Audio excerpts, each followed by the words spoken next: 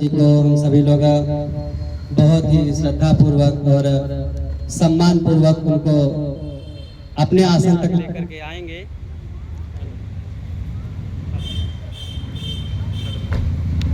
ये कैसे उसकी बैटरी दूसरा कहाँ है? अमित है ना अंदर, उससे पूछो ना। ए तेज जाओ ये सब। Hello hello hello hello.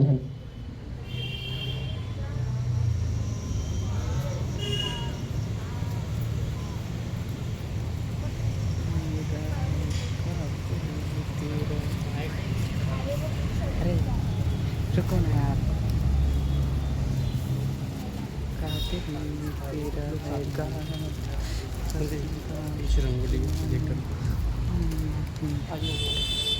है साधु साधु साधु साधु।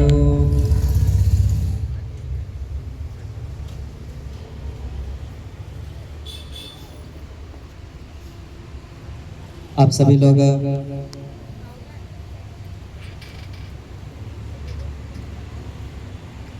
हाँ सभी लोग उपासक उपासिका अपने आसन पे बैठ जाएं, अपने अपना उचित स्थान ग्रहण करें। हाँ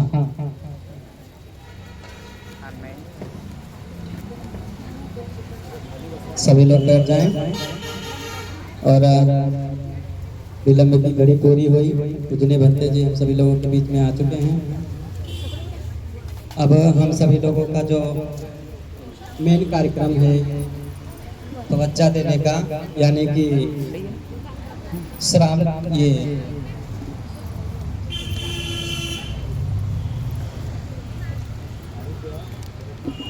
जो अनागारिक से श्रामनेर बनाने की जो विधि है उसको पूज्य भंते जी के द्वारा पूरा किया जाएगा, क्योंकि श्रामनेर किसी श्रामनेर को श्रामनेर बना नहीं सकता।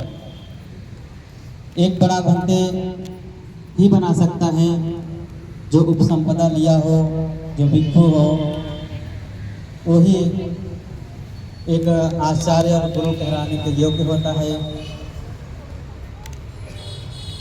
और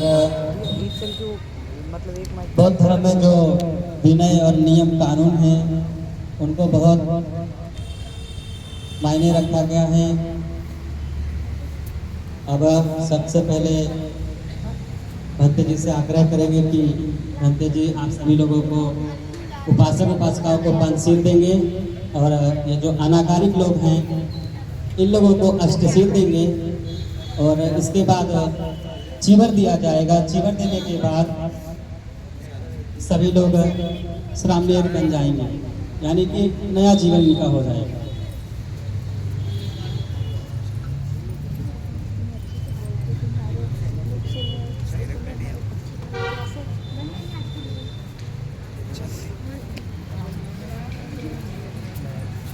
कोई भी बच्चा बोलेगा नहीं, ठीक है?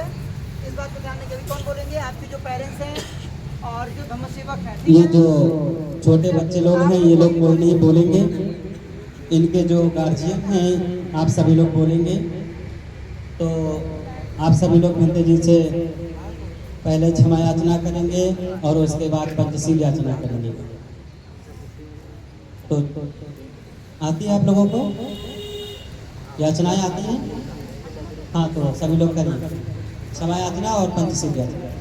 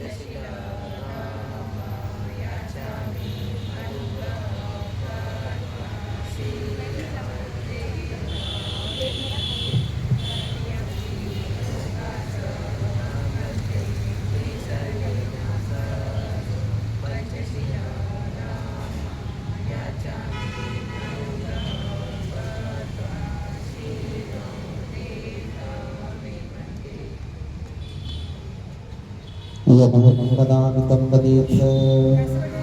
एकदम सीधे। आप सब लोग सेवन करेंगे। हाथ नीचे। नमो तस् भगवतो अरहतो सम्मा संबुद्धस्य।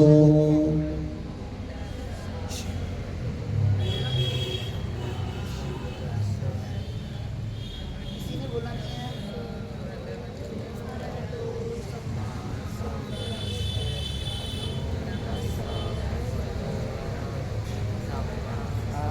सभी श्रद्धावान बुद्धं शरणं गच्छामि, धम्मं शरणं गच्छामि, संघं शरणं गच्छामि, द्वितीयम्पि बुद्धं शरणं गच्छामि, द्वितीयम्पि धम्मं शरणं गच्छामि, द्वितीयम्पि संघं शरणं गच्छामि, तृतीयम्पि बुद्धं शरणं गच्छामि, तृतीयम्पि धम्मं शरणं गच्छामि,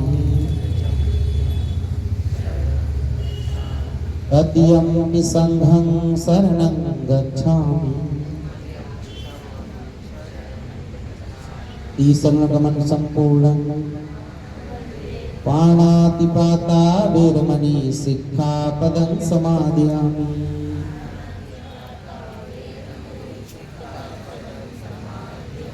अदिन्नादाना वेरमणि सिक्खापदं समादयामि।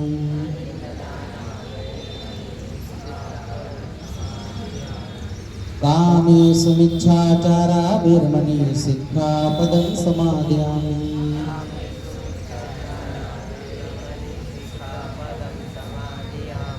मूसावादा वेरमणि सिक्खापदं समादयामि।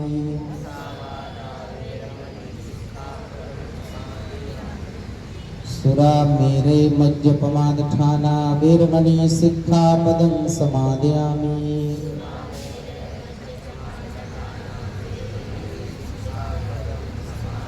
ईशरणं शीलं धर्मं साधकं सुरक्षितं तत्त्वात्मादीन शील संपादित है। साधु साधु साधु बुद्धं नमामि, धम्मं नमामि, संघं नमामि। ठीक आप लोग सीलन करिए। प्रदीप भट्टी जी को बहुत बहुत साधुवाद, धन्यवाद।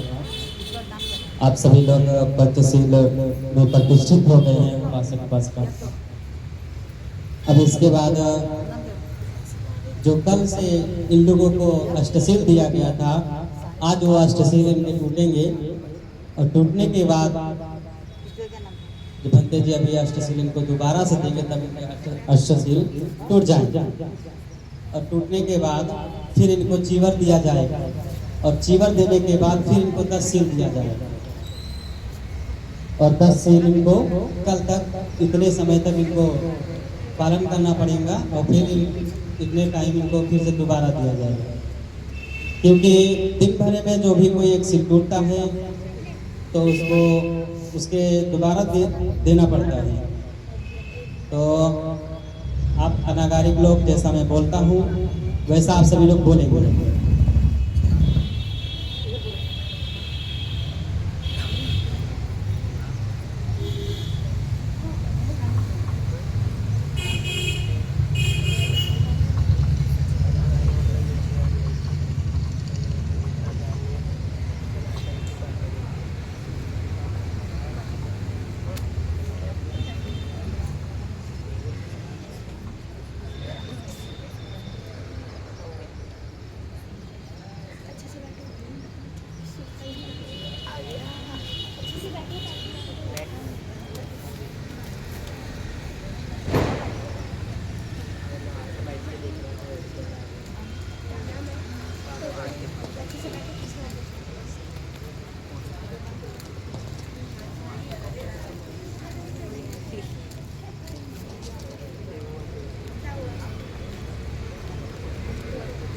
तेज बोलो कोई नहीं समझ कौन मस्त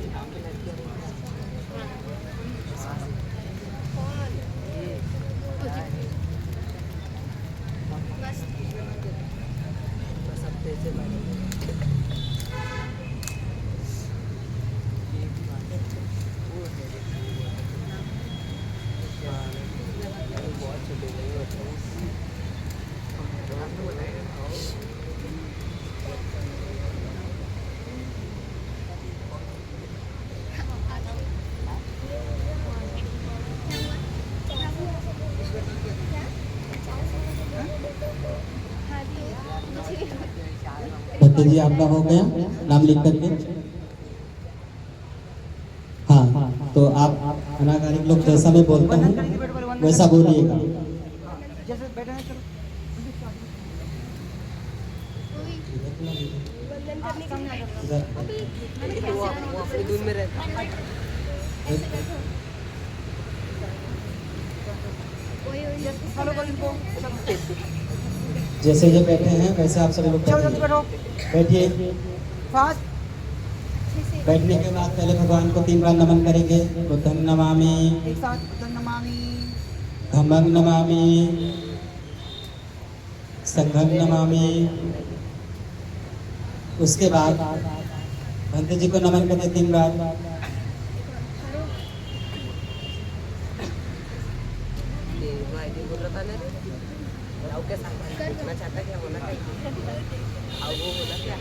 जैसा मैं बोलता हूँ वैसा आपको बोलना है। बोलिए अहं भंते तिसरनेन सह अष्टशीलं समन्नागतं उपोसतशीलं धम्मं याचामि अनुगहं कृत्वा शीलं देथुमे भंते द्वितीयंपि अहं भंते तिसरनेन सह अष्टशीलं समन्नागतं उपोसतशीलं धम्मं याचामि अनुगहं कृत्वा शीलं देथुमे भंते तृतीयंपि अहं भंते तिसरनेन सह अष्टशीलं समन्नागतं उपोसतशीलं धम्मं याचामि अनुगहं कृत्वा शीलं देथुमे भंते।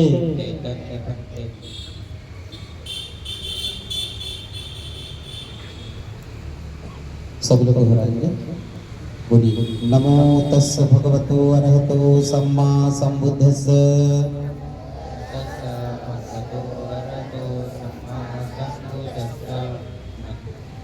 बोलिए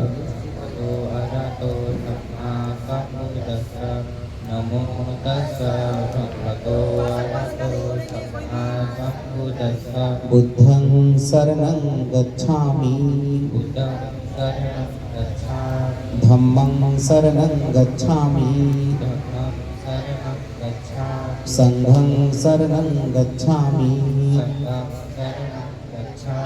द्वितीयंपि बुद्धं शरणं गच्छामि द्वितीयंपि धम्मं शरणं गच्छामि द्वितीयंपि संघं शरणं गच्छामि तृतीयंपि बुद्धं शरणं गच्छामि तृतीयंपि धम्मं शरणं गच्छामि तृतीयंपि संघं शरणं गच्छामि। तीसरणगमन संपूर्णं बोले आम भक्ते पानातिपाता वेरमणि सिक्खापदं समादयामि।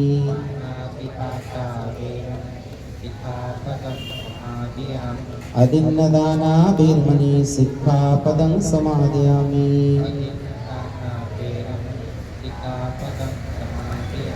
आ ब्रह्मचर्या वीरमणि सिक्खापदं समादयामि।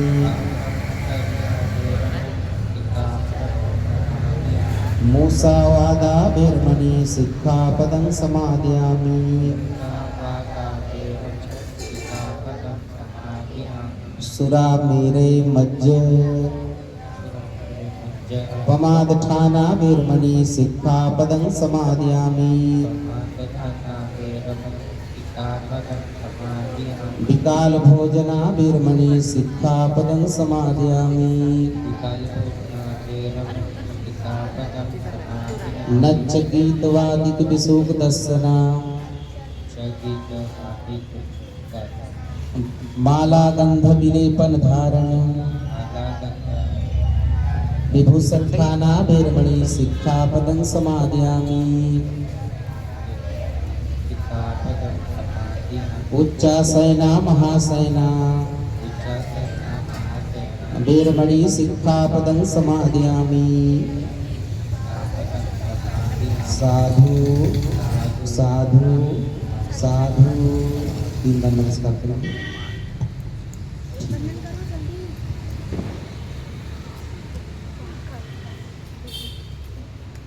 और करो एक बार।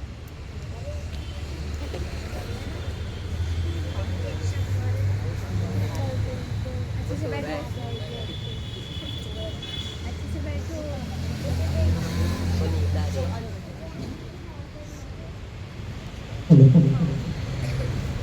धन्यवाद पंडित जी और आभार आप सभी का। इसके पश्चात अभी चीवर दान करेंगे, अर्थात इन बच्चों के हाथ में चीवर देंगे और चीवर लेकर के भक्त जी याचना कराएंगे। उस याचना को इनको बोलना होगा क्योंकि बगैर याचना के चीवर मिलता नहीं है। आपके बच्चों को मुझे लगता है कि बड़ा सहज ही, बड़ा सरल ही चीवर मिल जाता है।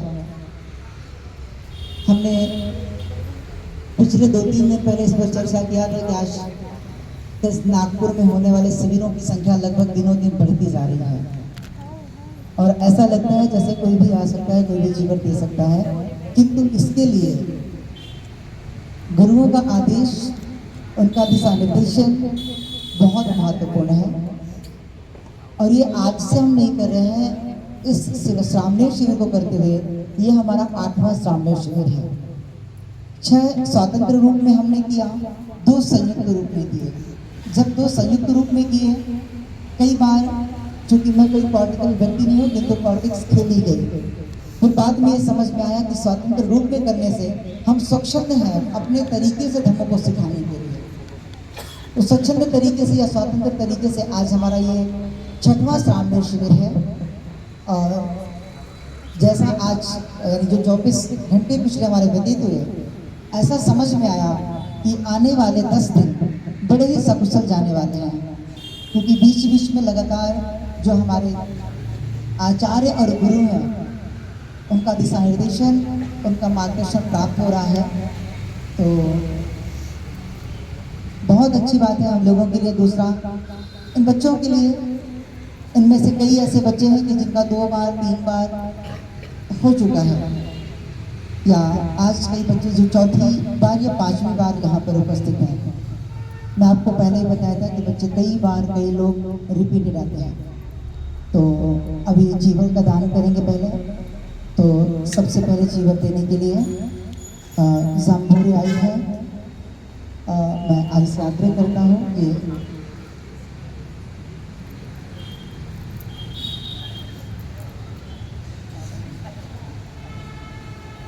और साथ ही सभी बिहार जो शाक्य मनोविद विधायक के सभी उपासक उपासिका, आप सभी आ जाइए।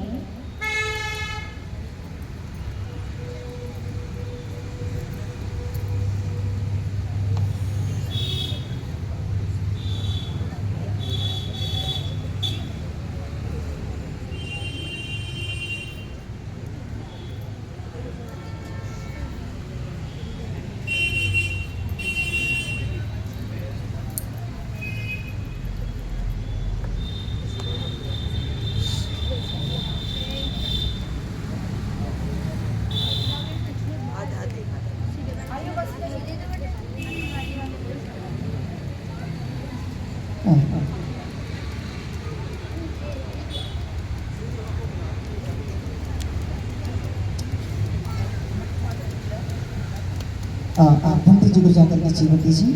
हाँ हाँ। और ये बिहार की तरफ से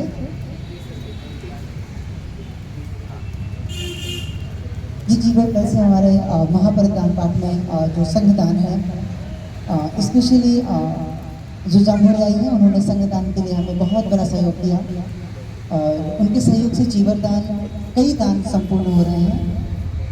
मैं अमाउंट लेना उचित नहीं समझता कि अमाउंट लेना है या नहीं है, डजंट मैटर, लेकिन बहुत बड़ा सहयोग रहा है। साथ ही में सभी बिहार के पास एक साथ उपासी का जाना है।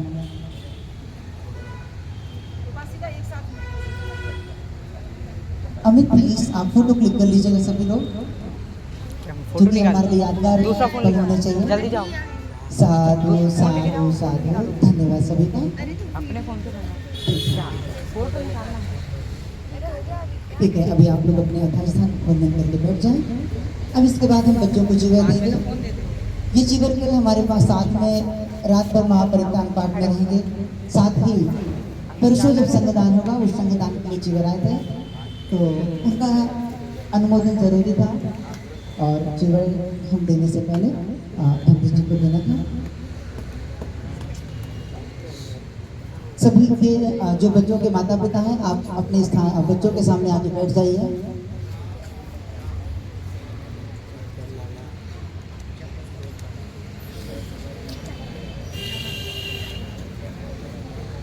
क्या हिलना डुलना जा रही है आप लोगों का?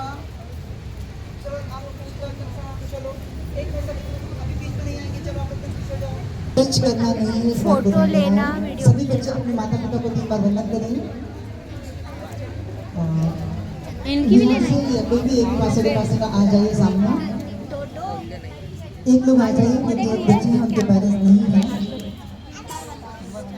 1 2 3 लोग कोई भी आ सकते, बैठ सकते हैं यहाँ पे।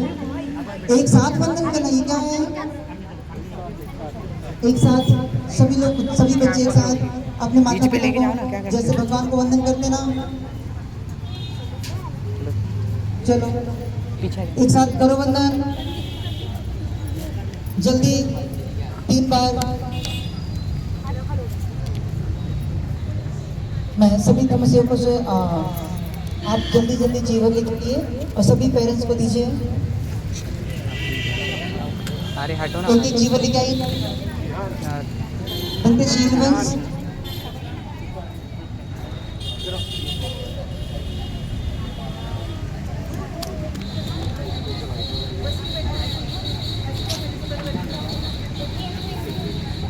पैर फोल्ड नहीं करने, फालतू मार के नहीं बैठना है, ये बात को ध्यान देना अन्नू कहाँ है। गया? वंदन करने की उसमें बैठना है, ठीक है?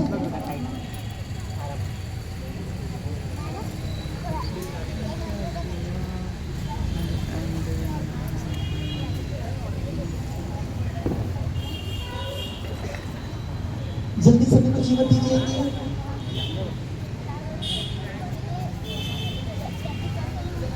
इसे जो कपड़े उपास का इनको अपने पास में रखिए। इसको चुभी नहीं, सिर्फ और सिर्फ जीवन, सिर्फ और सिर्फ जीवन।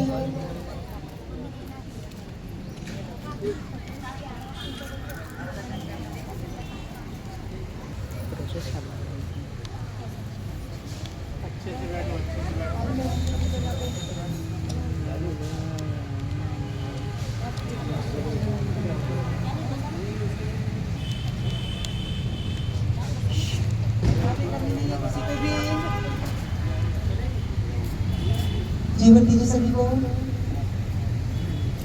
अरे हटो एक ना। पैर को सिर्फ एक ही जीवन देना है, ऐसा नहीं है कि वहाँ पर 2 पैर बैठो, दोनों को एक ही जीवन।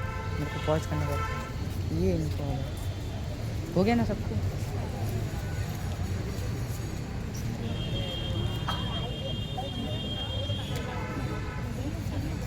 सभी को जीवन हो गया जहाँ सभी बच्चों के सामने जीवन आ गए हैं। चलो जीवन याचना तुम बना रहे हो चीवरी वीडियो? चीवर। दो मैं बनाती हूँ, हटो। चलिए सभी बच्चे लोग बोलेंगे जैसा हम सभी बच्चे बोलेंगे। बोलो सभी लोग। ठीक है ये पकड़ो ना। पटिसंधा चीवर। अरे हटो यार। योनिसो फोन पकड़। जीवरं पटिसेवामि वहाँ पे कौन है? अरे यावदेव उससे नहीं पकड़ने की जरूरत है। इसे सीतस पकड़ने की। पटिघाताय उन्नस प्रतिघाताय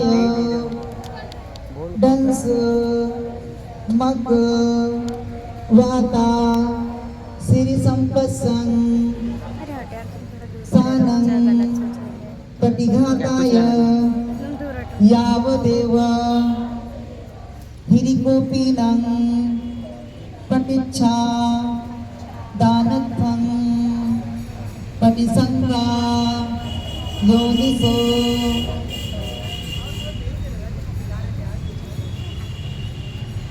चीवरं पटिसेवामि यावदेव सीतस्य पटिघाताय उन्नस पटिघाताय दंस मग वाता सिरिसंपानं फस्सानं पटिघाताय यावदेव हिरिकोपीनां पटिच्छा धनत्तं तत्यम्पि पटिसंघा योनिसो चीवरं पटिसेवामि यावदेव सीतस्य पटिघाताय उन्नस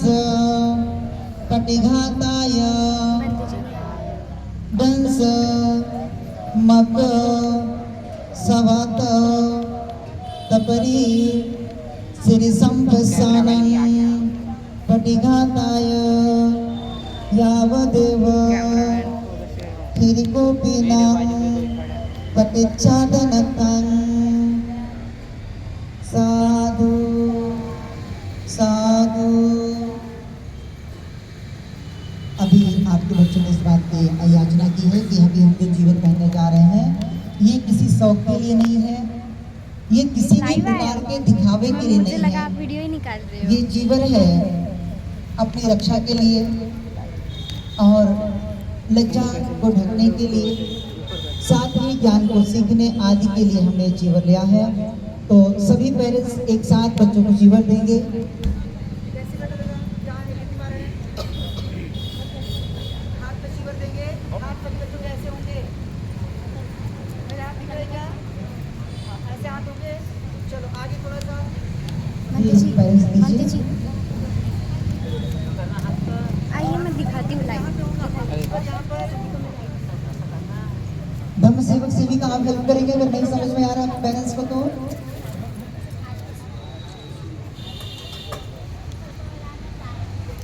देखिए सभी लोगों ने ठीक है। इसके बाद ठीक है अभी आप लोग बैठेंगे और 3 बार आप वंदन करके उठ जाएंगे। दूर होकर के वंदन करेंगे थोड़ा सा और उसके बाद उठ जाएंगे।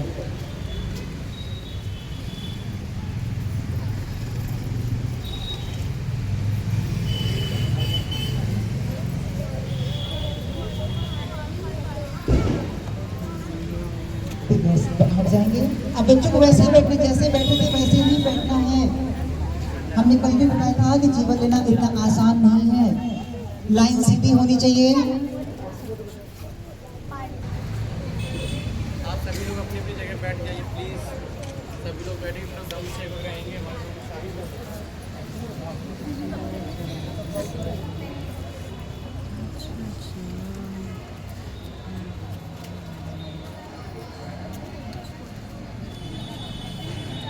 चलो हाथ जोड़ो सभी लोग। अभी फिर से पंडित जी से याचना करेंगे। अभी आपने चीवर की याचना की, इसके बाद अब प्रवचन की याचना, यानी प्रवचन के साथ में चीवर की याचना।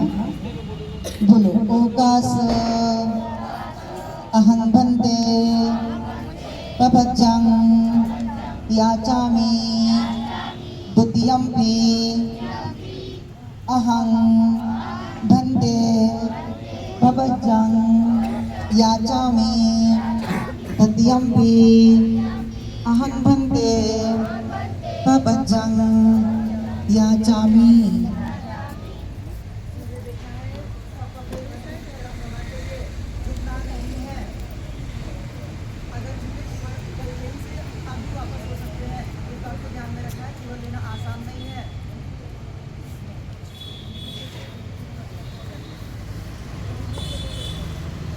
चलो दूसरी बार याचना करेंगे अभी। बोलो सब दुख निसरण निब्बान सच्चीकरणत्थाय इमं कासावं गृहीत्वा पब्बाजेत मंगमन्ते अनुकंपं उपादाय हाथ उठाए तद्वितीयंपि सब दुख निसरण निब्बान सच्चीकरणत्थाय इमं कासावं गृहीत्वा पब्बाजेत मंगमन्ते अनुकंपं उपादाय तद्वितीयंपि सब दुख निसरण निब्बान सच्चीकरणत्थाय इमं कासावं गृहीत्वा पब्बाजेत मंगमन्ते अनुकंपं उपादाय। इसके बाद तीसरी याचना सब दुख ईसरण निब्बान सच्चीकरणत्थाय एतं कासावं दत्वा पब्बाजेत मंगमन्ते अनुकंपं उपादाय द्वितीयंपि सब दुख निसरण निब्बान सच्चीकरणत्थाय एतं कासाव दत्वा पब्बाजेत मंगमन्ते अनुकंपं उपादाय तृतीयंपि सब दुख निसरण निब्बान सच्चीकरणत्थाय एतं कासाव दत्वा पब्बाजेत मंगमन्ते अनुकंपं उपादाय। इसके बाद फिर से जीवन के अश्व बोलेंगे। बोलो पटिसंखा योनिसो चीवरं पटिसेवामि यावदेव सीतस पटिघाताय उन्नस पटिघाताय दंस मकस वातातपो सिरिसपो संपस्सानं पटिघाताय यावदेव हिरिकोपिनं पटिच्छा दनतं। ठीक है, 3 बार बोलो साधु साधु साधु। ठीक है, अभी इसके पश्चात एक एक पंडित जी लोग आएंगे, दो बच्चे आएंगे और आने के बाद भक्त जी को चीवर देंगे, नीचे बैठेंगे और 3 बार भक्त जी को वंदन करेंगे। ठीक है, चलो इधर से 2 लोग आ जाओ, एक वहां पर जाएंगे, एक यहाँ पर आएंगे। चलो बैठो दोनों लोग। कुछ डालो इधर करो ना कैमरा।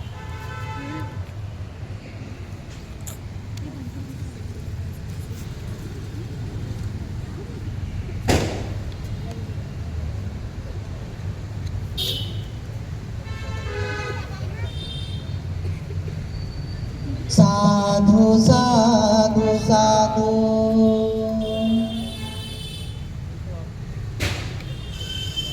भक्ति जी आप लोग अंदर जाइएगा और 2 लोग और उठ के आ जाओ। चलो भक्ति जी लोग भाई किसी भक्ति को जिनको जीवन बनाना है जल्दी आ जाओ।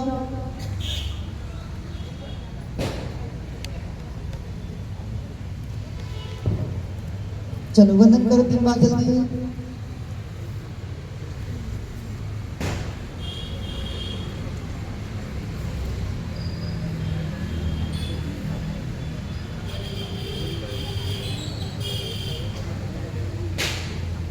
चलो 2 लोग और जल्दी आ जाओ।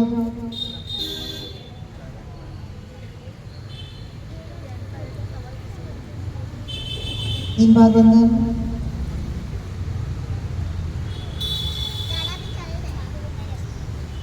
2 लोग पुनः फिर से जाओ।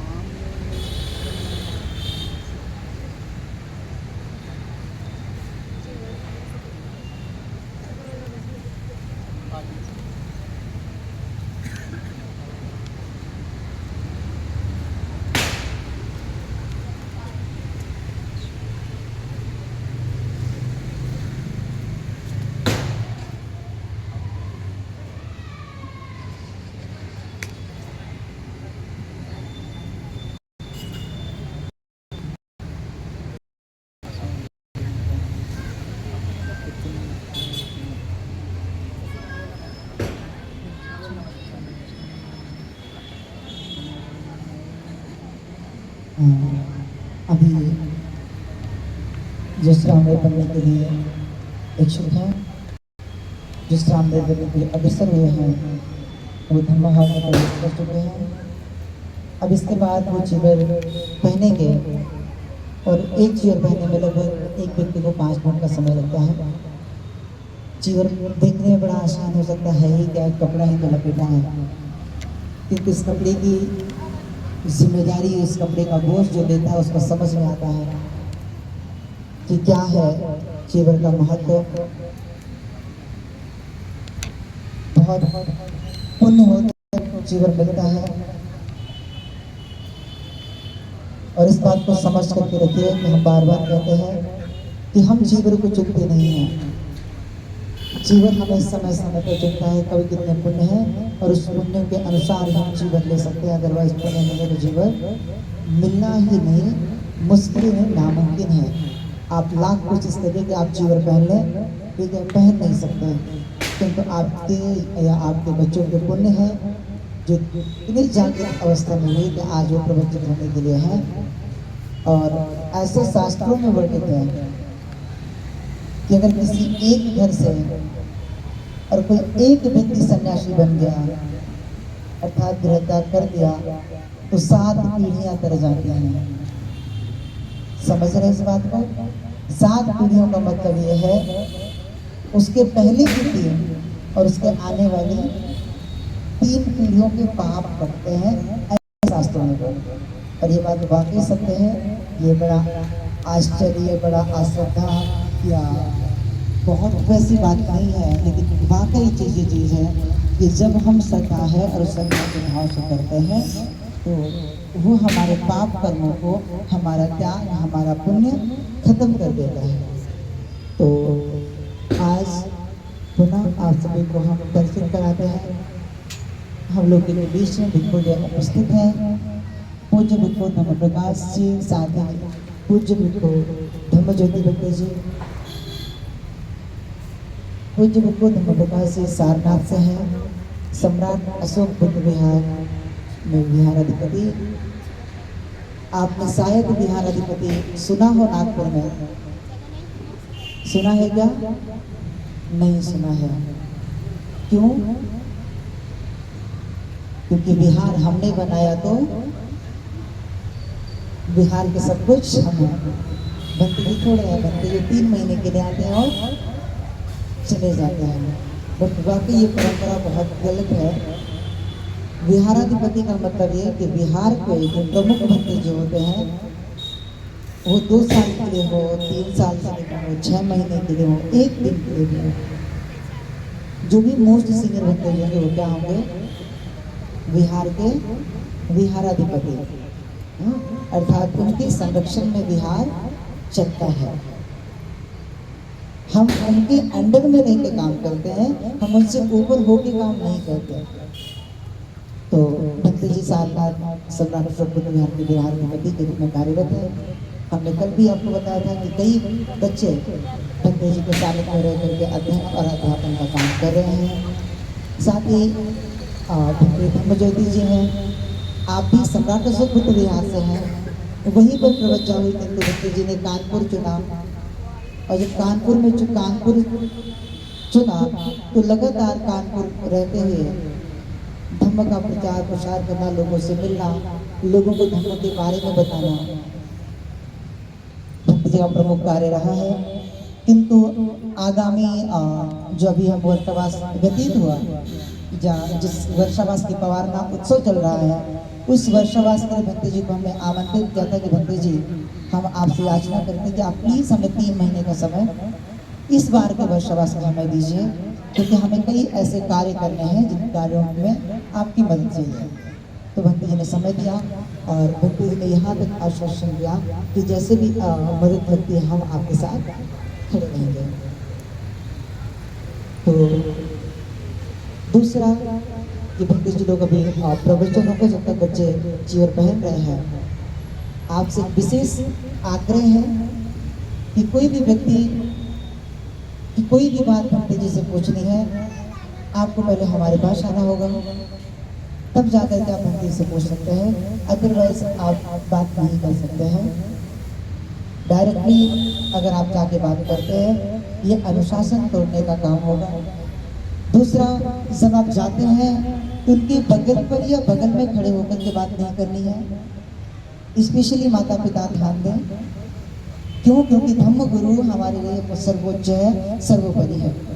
आपका बच्चा भी है तो ध्यान देना है कि उससे टच होकर के बात नहीं करनी, अरे अभी तो जीवन लेना है, चलो गले मिल के जाते हैं। नहीं, दूर से वंदन करना है। भक्ति जी वंदनामी हम कल मिलेंगे, परसों मिलेंगे, क्योंकि कल भी हमारे पास रात में महापरित्राण पाठ है, कल मिलने का मौका है।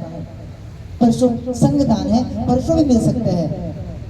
आज तक के श्रावणी शिविर में ये पहली बार ऐसा मौका है कि आपको 4 दिन आने के मौके मिल रहे हैं। नहीं, हमेशा कितने बार मिले हैं? सिर्फ 2 दिन, अर्थात जिस दिन आप छोड़ने आए और 1 दिन प्रवचित होना और सीधे आखिरी का दिन, अंतिम दिन अर्थात आप लेने आते हैं। लेकिन इस बार 4 ऐसे मौके हैं, 2 एडिशनल ऐड हुए वर्षावास के निमित्त कि महापरित्राण पाठ और संगदान का आयोजन किया गया। तो इस बात को ध्यान में रखना है कि अभी बच्चे हैं, भली बात ही समझते हैं, किंतु अभी वो जीवन में है तो हमें डायरेक्टली बात नहीं करना है। दूसरा, धर्मगुरुओं से हमें, जो हमारे मोस्ट सीनियर भंते जी हैं, उनसे कोई भी क्वेश्चन कर नहीं सकते हैं। आपने कितने वर्षावास हुए, कहाँ प्रवचित हुए, क्योंकि अगर हमने बुलाया है, उनको जांचने परखने की सारी जिम्मेदारी हमारी है, किसी उपासक उपासिका की नहीं है। मैं बार बार कहता हूँ, मैं बिहार के उपासिकाओं को बार बार समझाता हूँ कि सब हमारी बातें होती हैं। हम जब कॉमन प्रवचन करते हैं, अर्थात हम एक दूसरे से सीखते हैं कि उपासिका इस बात पर ध्यान देना है। हमारे पास कोई बहुत बड़े भक्ति होंगे, प्रवचन हो, जिनको 30 साल 40 साल हो गए हो, और आज बच्चा जीवन ले रहा हो, आपकी नजरों में दोनों का सम्मान एक जैसा होना चाहिए। आप फर्क नहीं कर सकते हैं। फर्क कौन कर सकता है?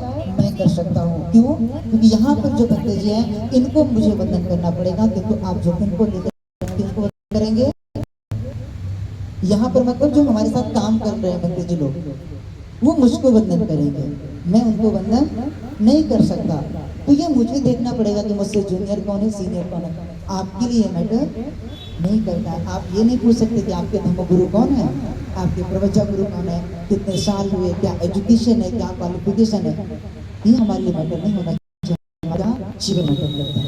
क्योंकि ये प्रोग्राम पूर्ण रूप से धर्म और समाज के लिए समर्पित है। तो पूरी चीज़ों को जांचा परखा सुना जाता है, तब जाकर इस कार्यक्रम का आयोजन किया जाता है। तो ये दिशा निर्देशन था क्या कि डायरेक्ट आगे बात नहीं करनी है, सिर्फ मुझसे नहीं, यहाँ पर कोई भी भक्ति जी जो लोग काम कर रहे हैं, उनसे पूछिए कि भक्ति जी से हमें बात करनी है, कर सकते हैं क्या, तभी बात करनी है। ठीक है, तो सभी लोग 3 बार बोले साधु साधु साधु। ठीक है, अभी भक्ति जी हैं, आपको तब तक जब तक बच्चे जीवन पहने हैं, तब तक आपको थोड़ा सा धम्म का प्रवचन करेंगे।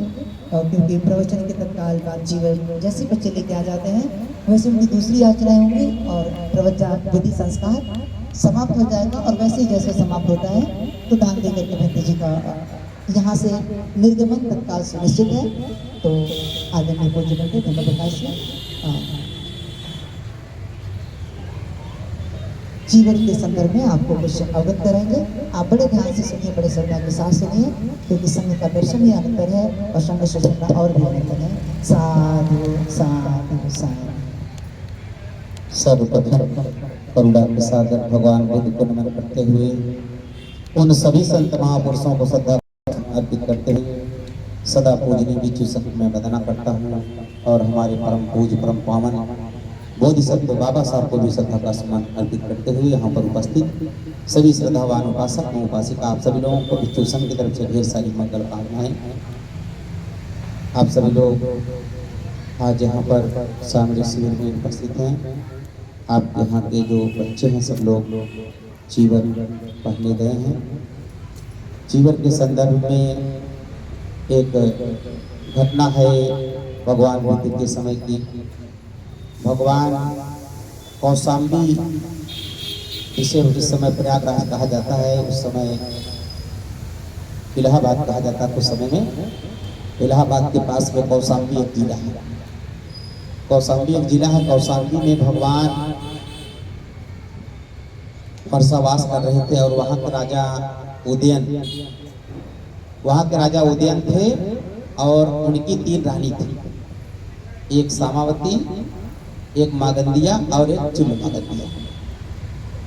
राजा उदयन की 3 महारानी थी और राजा उदयन थे। वहाँ पर भगवान बुद्ध गए हुए थे और उनके भगवान के प्रिय शिष्य आनंद थे उनके साथ में, और वहाँ वर्षावास कर रहे थे। तो सामावती जो है, भगवान बुद्ध के प्रति सामावती के मन में बहुत श्रद्धा, अगाध श्रद्धा है और बहुत अच्छी है, वो श्रद्धावान है सामावती। एक बार बिच्छू संघ को बुला करके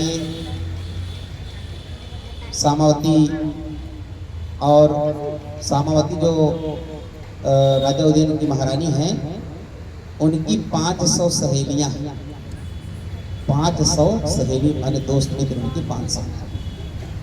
तो एक बार भंते आनंद को बुला करके सामावती धर्म प्रचार सुनने के लिए बुलाई। अब बुला करके बिच्छू संघ को भोजन दान दिया और भंते आनंद को भगवान भेजे कि जा करके वहाँ प्रवचन करिए और महारानी लोगों को कुछ बताइए धर्म के विषय में। तो बंदे आनंद आते हैं और भजन दान होता है। सब कार्य संपन्न होने के बाद प्रवचन शुरू होता है और बंदे आनंद इतना सुंदर प्रवचन करते हैं। वहाँ सब सामावती और उनकी 500 जो सहेलियाँ थी वो सब लोग सुनती हैं। सब लोग सुन करके बहुत प्रसन्न होती है, बहुत खुश होती है। इतना सुंदर प्रवचन हुआ, इतना अच्छा वहाँ बंदे आनंद प्रस्तुत किए घटना और बताएं लोगों के कल्याण के लिए, जीवन के अच्छे के लिए, भले के लिए, मंगल के लिए, कल्याण के लिए, सुखी जीवन के लिए, विकास करने के लिए। सब जो 500 उनकी सामावती की सहेलियां थी वो लोग और सामावती सब लोग बहुत प्रसन्न हुए, इतना खुश हुई, इतना प्रसन्न हुई। सभी लोगों ने बंदे आनंद जी को एक एक चीवर दान किया। एक एक चीवर दान किया मतलब 500 चीवर दान सभी लोगों ने किया। 500 चीवर दान किया सब लोगों ने। अच्छा कार्यक्रम सब संपन्न हो गया।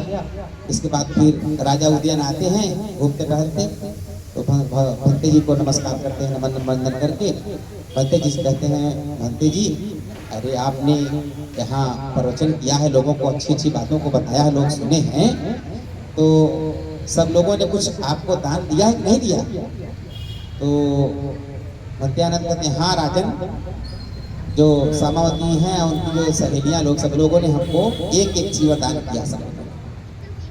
तो राजा उदयन कहते हैं अरे सब लोगों ने एक एक चीवर दान किया, इसका मतलब 500 उनकी सहेलियां मैंने 500 चीवर दान किया।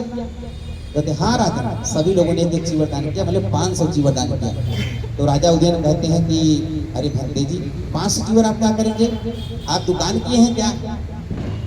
तो भंते आनंद कहते हैं नहीं राजन, जिनके पास चीवर नहीं है ना उनको नया चीवर दिया जाएगा, जिनके पास पुराना हो गया है उनको भी दिया जाएगा, जिनके पास फट गया है पुराना उनको दिया जाएगा नया।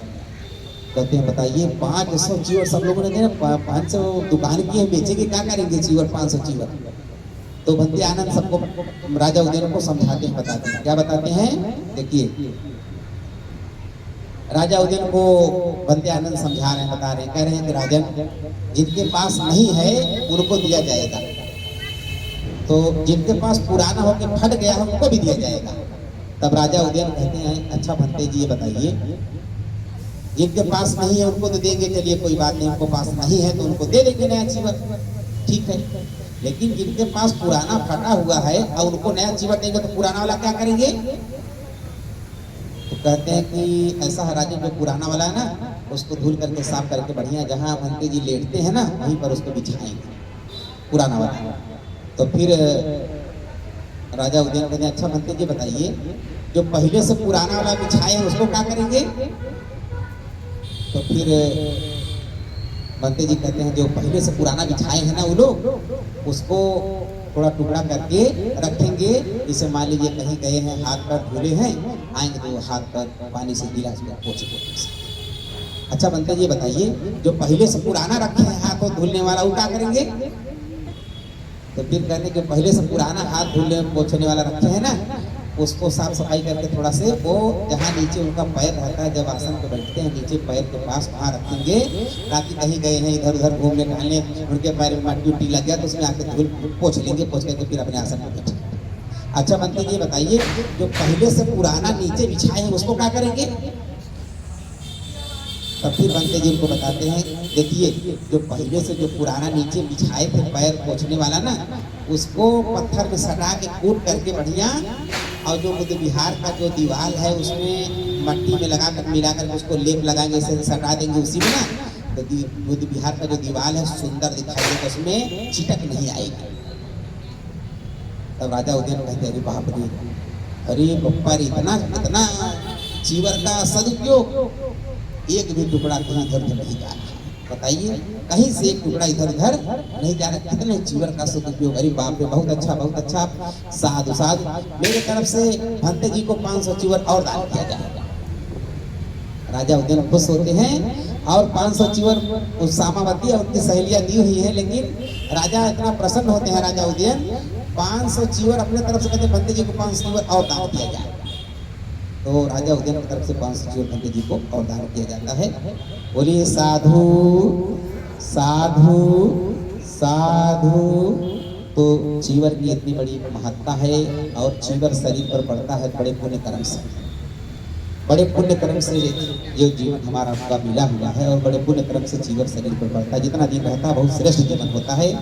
तो जीवन की कितनी महत्ता है कि टुकड़ा कहीं इधर उधर नहीं जा रहा, कितना सदुपयोग रहा भगवान के समय से। एक छोटी सी घटना और है भगवान के समय की, आप लोग गौर से सुनेंगे तो आपको समझ में अच्छा लगेगा। देखिए, जो राजा उदयन है जिनकी 3 महारानी है, सामावती, मागंदिया और चुल मागंदिया। तो जो सामावती है ना, बहुत अच्छी है, बहुत रूपवान है और श्रद्धावान भी है। सामावती की एक सहेली, एक उनकी सेवा करने वाली दासी, सामावती की एक दासी है सेवा करने वाली, उसका नाम है खुजुत्तरा। उसका नाम है खुजुत्तरा। वो उनके पास रहती है, उनका देखभाल करती है और सेवा सत्कार करती है उनके पास में रह करके। और सामावती जो है उनको माने उस समय में कुछ पैसे का माने नाम दूसरा दिया जा रहा था, माने उसको हम 8 रुपया मान लेते हैं। जैसे 8 रुपया सामावती अपनी दासी को खुजुत्तरा को देती है फूल लेने के लिए।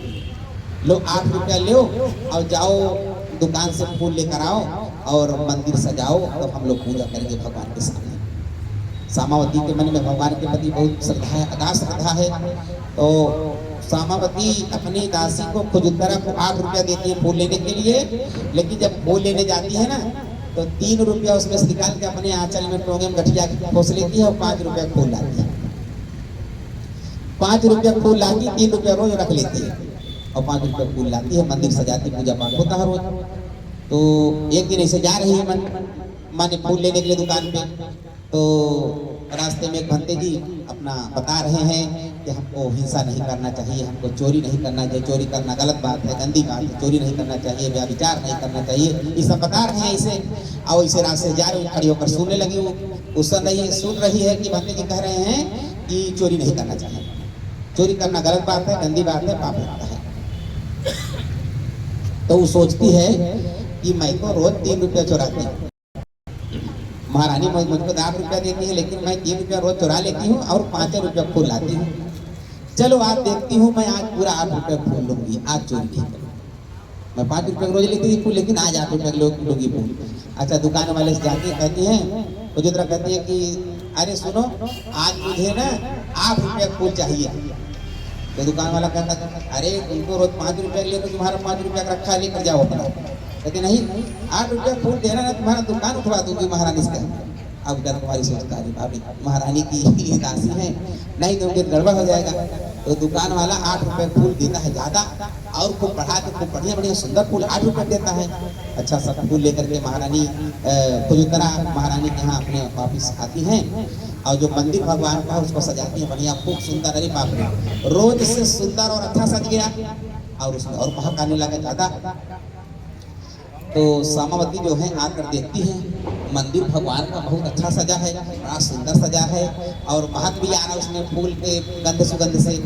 तो सामावती सोचती है कि ये तो बड़ा अच्छा है, बड़ा सुंदर है, आज क्या बात है, बहुत ज़्यादा सजा दी है खुजुत्तरा। उसको बुलाती है, कहते हैं खुजुत्तरा ये बताओ आज क्या बात है, मंदिर बहुत सुंदर सजा है और बहुत फूल ज़्यादा लगा है, सब महक बहुत ज़्यादा रहा है, सुगंध उसमें, क्या बात है। कहती है कि अरे महारानी ऐसे मैं सजा दिया, आज अच्छा लग रहा है। कहते नहीं, कोई बात जरूर है, तो सही सही बताना। कहते नहीं महारानी बस ऐसे सजा दिया, अच्छा लग रहा है ना, आज ज़्यादा सजा फूल लाई। महारानी कहती नहीं, सही सही बताना, झूठ मत बोलना। अगर तुम झूठ बोलोगी ना तो तुमको मैं सजा दूंगी, अगर सही बताओगी तो जो मेरे गले का हार है ना, ये मैं तुमको उपहार में दूंगी। अरे तब वो खुश हो जाती है, अरे महारानी कितना बड़ा हार है, मुझको उपहार में देंगी। तब सोचती है कि बताओ कि ना बताओ, फिर सोचती है चलिए भंते जी बताए थे ना, झूठ मत बोलना और चोरी करना। तब फिर महारानी से कहती है, महारानी आप मुझको ना 8 रुपया फूल लेने के लिए देती है ना, तो मैं 3 रुपया रोज चुरा लेती थी और 5 रुपया फूल लेकर आती थी, 3 रुपया मैं चुरा लेती थी, लेकिन आज मैं 8 रुपया पूरा फूल लेकर आई, इसीलिए इतना ज़्यादा सजा दी, बढ़िया सुंदर लग रहा है। तब महारानी कहती है अरे तो तुमको कैसे दिमाग में आ गई कि मैं आज 8 रुपया पूरा फूल लूंगी, तुम्हारे मन में कैसे आया, तुम तो रोज चोरी करती 3 रुपया। तो खुजुत्तरा कहती है महारानी आज मैं जब बाजार में फूल लेने जा रही थी ना, तो रास्ते में एक जगह भंते जी बता रहे थे कि चोरी नहीं करना चाहिए, झूठ नहीं बोलना चाहिए, व्यभिचार नहीं करना चाहिए, हिंसा नहीं करना चाहिए, नशा पता नहीं करना चाहिए, सब यही सब बता रहे थे। तो मैं सोची कि मैं तो रोज चोरी करती हूँ, 8 रुपया फूल देती हैं और 3 रुपया मैं चोरी कर लेती हूँ और 5 रुपया फूल लाती हूँ, चलो आज मैं चोरी नहीं करूँगी। इसलिए मैं, मेरे मन में आ गया, इसलिए मैं चोरी नहीं की और मैं 8 रुपया पूरा फूल लाई सजा दी। तो महारानी तुरंत खुश होती है, प्रसन्न होती हैं और अपने गले से हार निकाल करके उसके गले में डाल देती है। आप खुश हो जाती है और प्रसन्न कहती है महारानी देखो भगवान बुद्ध के वचन में कितना पावर है, कितना शक्ति है, तुमने आज झूठ नहीं बोला, सही बात बता दी तुमने और चोरी नहीं किया। उधर तो चोरी नहीं किया, इधर झूठ नहीं बोला, 2 शिव का पालन किया ना, इससे तुम्हारा मन जो है निर्मल है, स्वच्छ है और साफ है तुम्हारा मन और तुमको उपहार ऊपर से मिल गया। इसी तरह से जब हम लोग अपने जीवन में शीलों का पालन करेंगे, हमारा आपका जीवन और अच्छा होगा, मंगल सुखर रहेगा। ये जो कुदरत का कानून है, प्रकृति का नियम है, हमारा खुश होती हैं, प्रसन्न होती हैं और पूरी तरह से देखो आज से तुम कहीं जाना ना, कहीं बाड़ी का कहीं प्रवचन या कुछ आज सुन के आना तो हमको पूरा सही बताना। तो ठीक है महारानी, मैं बताऊंगी जरूर। तो देखिए एक बार चोरी नहीं की और झूठ नहीं बोली, उसको सत्य वचन बोली है और झूठ नहीं बोली और उसको उपहार ऊपर से मिल गया। तो इस तरह से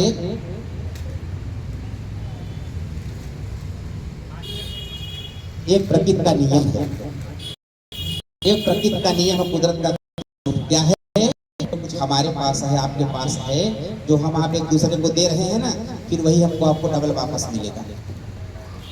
जो हम आप एक दूसरे को दे रहे हैं फिर वही हमको आपको डबल वापस मिलेगा। अगर किसी को सुख देंगे तो आपको सुख डबल मिलेगा, दुख देंगे तो दुख भी आपको डबल वापस मिलेगा। ये कुदरत का कानून, प्रकृति का नियम क्या है।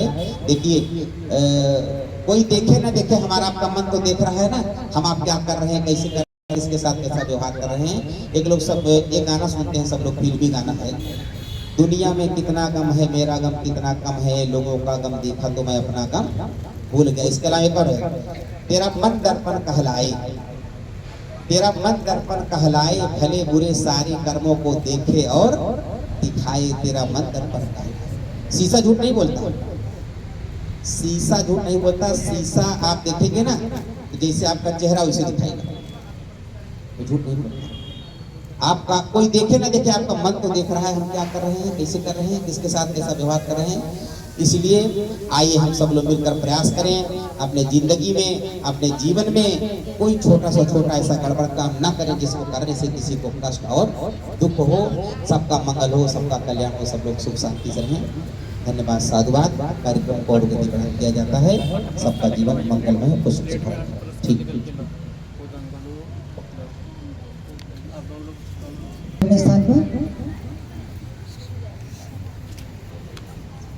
सभी लोग खड़े हो जाएंगे। हम लोग बीच में पावन संघारा है और शंख का स्वागत हम लोग पुष्प वर्षा के साथ करेंगे।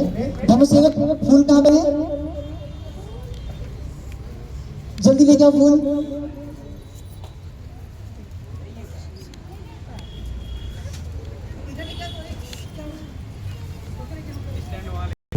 साधु साधु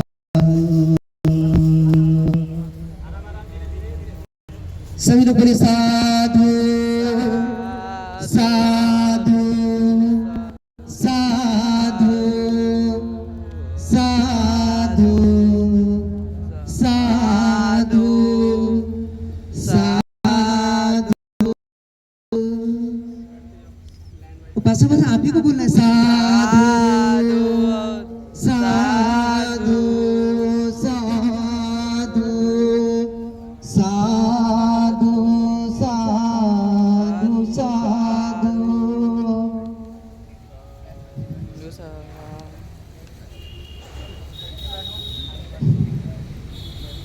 साधु। सभी भक्त जी लोगों से आग्रह कि प्लीज लाइन अप करा दी जल्दी से। और साधु साधु साधु चलो सभी लोग 3 बार बंदी जी को वंदन करो। एक कैसे लाइन पे एक लाइन में कितने लोग? एक लाइन में कितने लोग बंदी? 7 लोग थे, 7 लोग बंदी थे।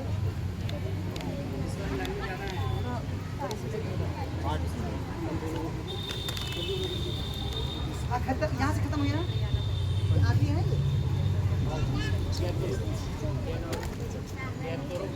बीच में गैप करो, सामने वाले को देख करके बैठो, उनके सामने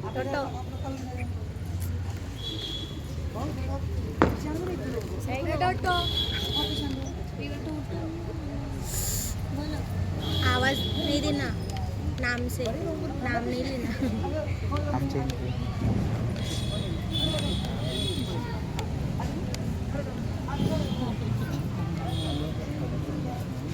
मेरी प्लेट किसने ले ली? मैंने मेरे हाथ में तो दिए।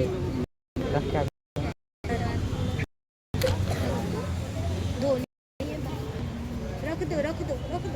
अरे इधर इधर। अरे नहीं रखा।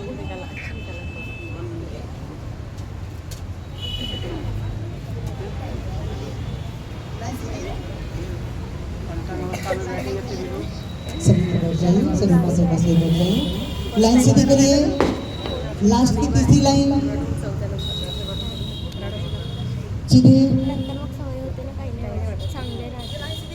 1-2 दिवस सर्विस रडते.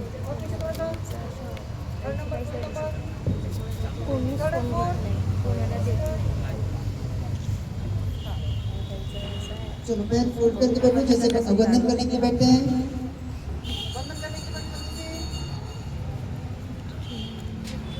चलो 3 बार वंदन करो।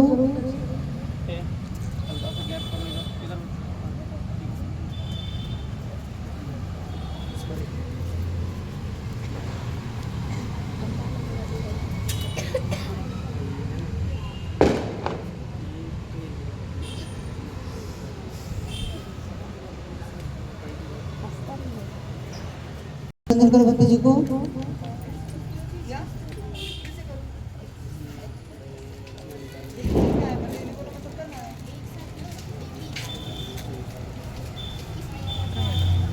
ठीक है, बाकी पासे पासे इसके बाद फिर से याचना करेंगे और पहले सीधी याचना करेंगे, क्षमा याचना, इसके पश्चात भी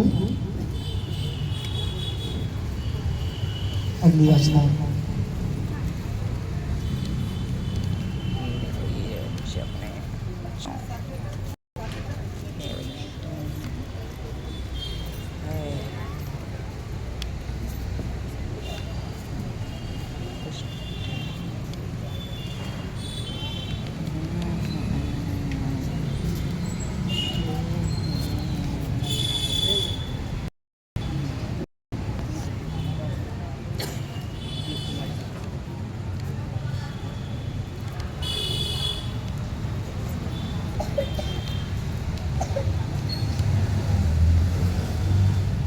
सबसे पहले अब अभी अभी जो रामदेव बने हैं ये सभी लोग से क्षमा याचना करेंगे और उसके बाद 10 सीढ़ी याचना करेंगे।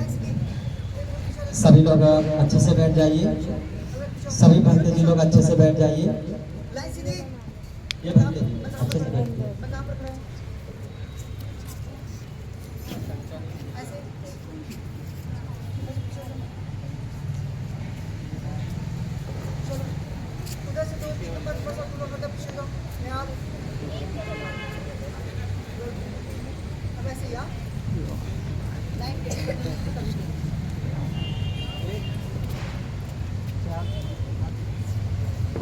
अच्छे से बैठो, तुम बड़े होकर की हरकत कर रहे हो।